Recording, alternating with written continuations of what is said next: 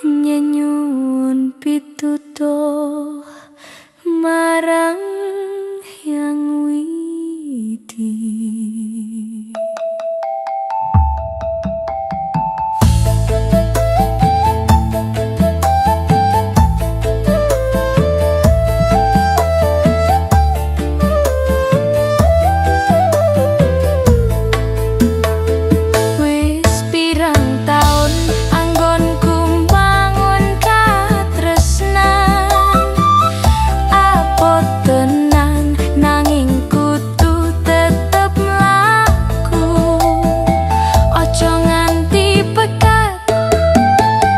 Ojo nganti bebrah, aku yakin Gusti ora bakal sare. Sujudku ing wangi iki mung kanggo sliramu. Muga atimu luluh lan bali ning dalan sing biru.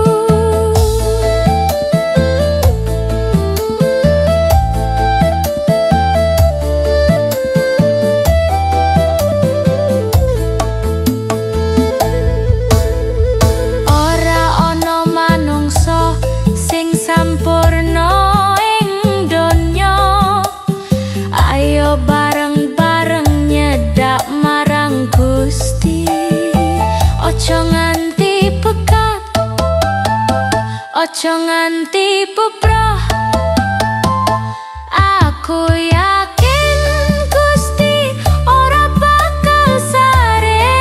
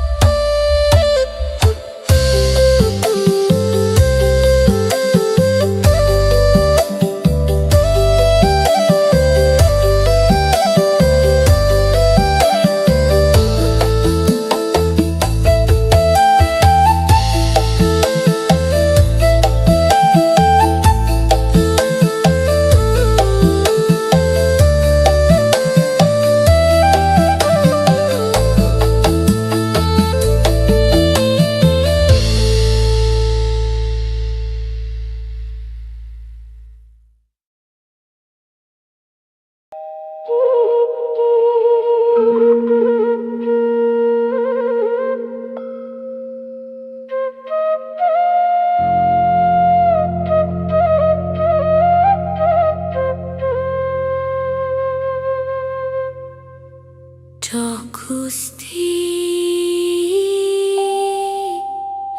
ingkang Maha Agung, paringono jembaring dodo kanggo ngadepi pacobane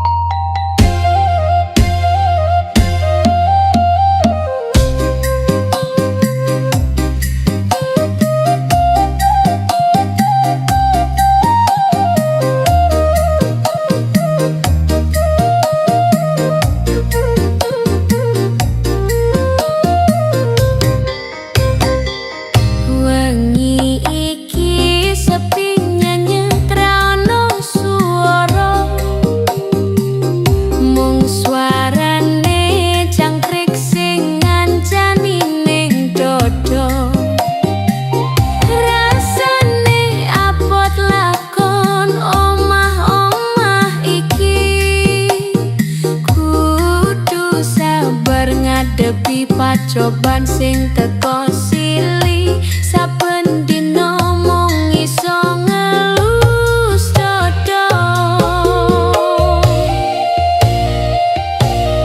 Nanging aku percaya marang kersane Gusti. Kabeh iki mung ujian kanggo nguatke ati, supaya sesuk dadi kulawarga sing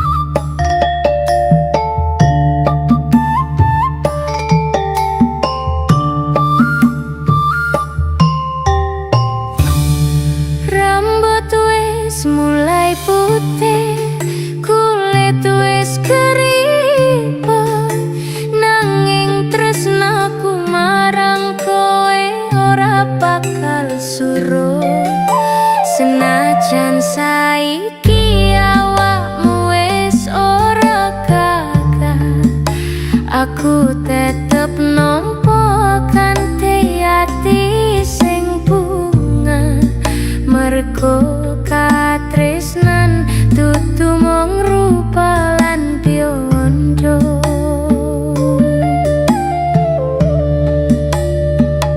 Susah seneng wis kita liwati bebarengan, pahit getire urip dadi kenangan. Mung Gusti sing ngerti jerone ati iki. Muga kita bisa jodoh tekan pati, Joko amanah sing diparingi Gusti. Anak putu dadi saksi tresno suci, ora bakal pisah kejaba dipundhut Ilahi. Ayo padha ngebahi sisa umur kanthi ibadah.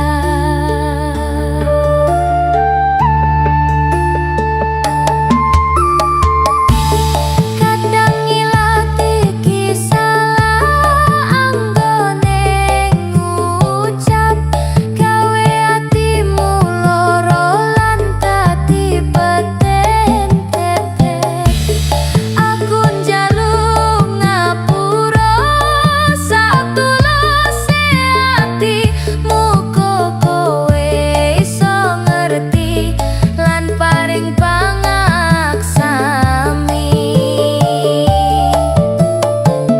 Ayo dibenakake bareng-bareng sing wis rusak. Ora ono sing abadi ning alam donya, mung amal becik lan donga sing bakal nuntun kita menyang swarga. Muga kita bisa jodoh tekan pati, Joko amanah sing diparingi Gusti. Anak putu dadi saksi tresno suci, ora bakal pisah kejaba dipundhut Ilahi. Ayo padha ngebahi sisa umur kanthi ibadah. Tekan tuwa tetep setya lillahi ta'ala.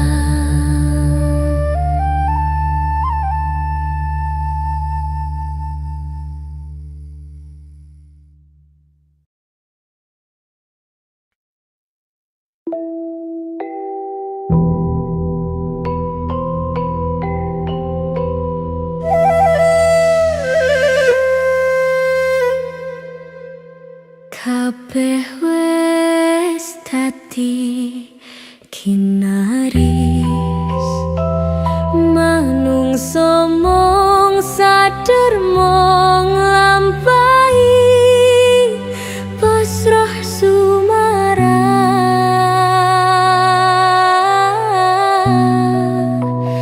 marang Gusti.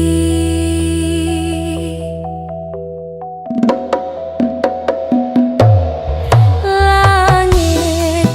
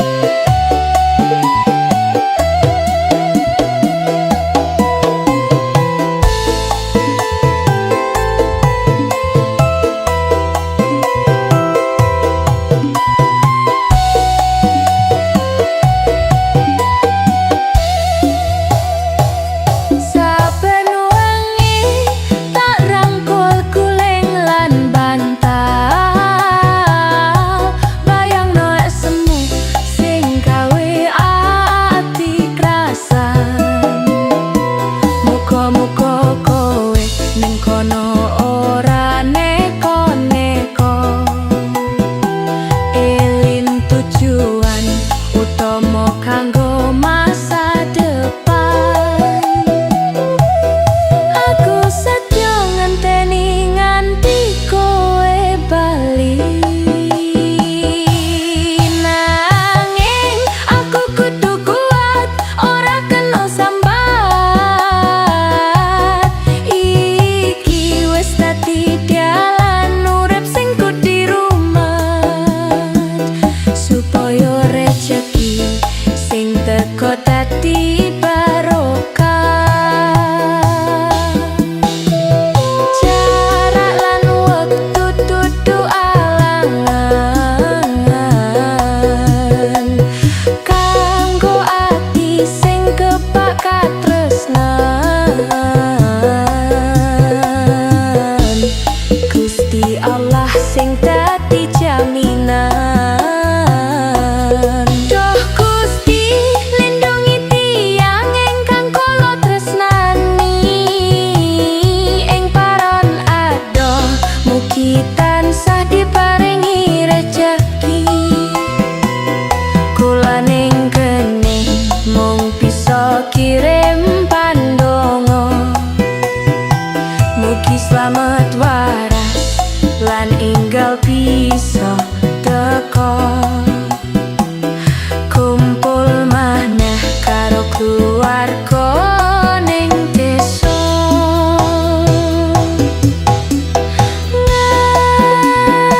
Nganteni bali kanthi setya lan donga.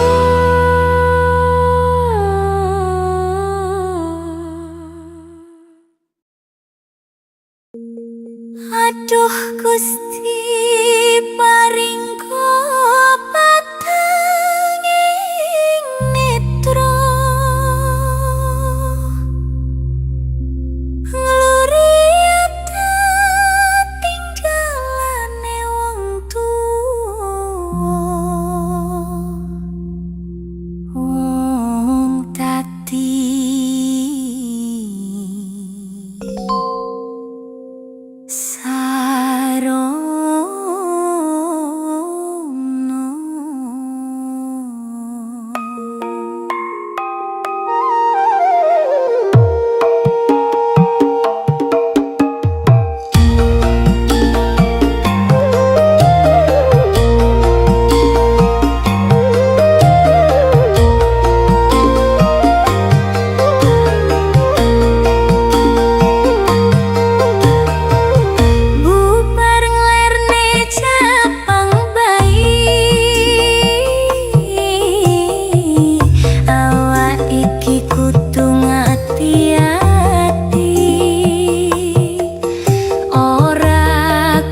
sembrono nglakoni pituture simbah kudu diugemi, supaya raka tetep mingsri.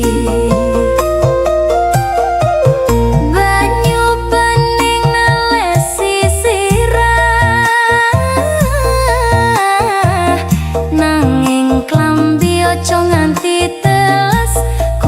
Perintah iki laku tirakat sing wis kena.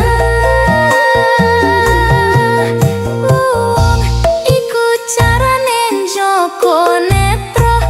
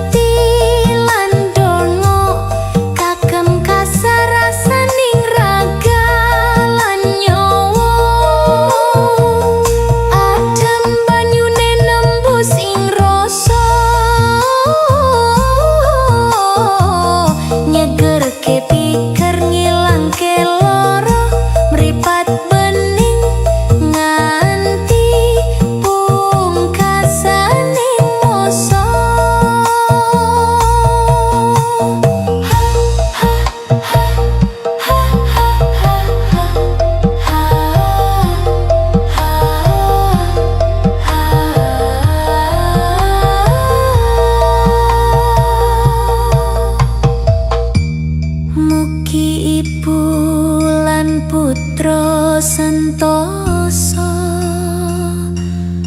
adoh saking rubeda tansah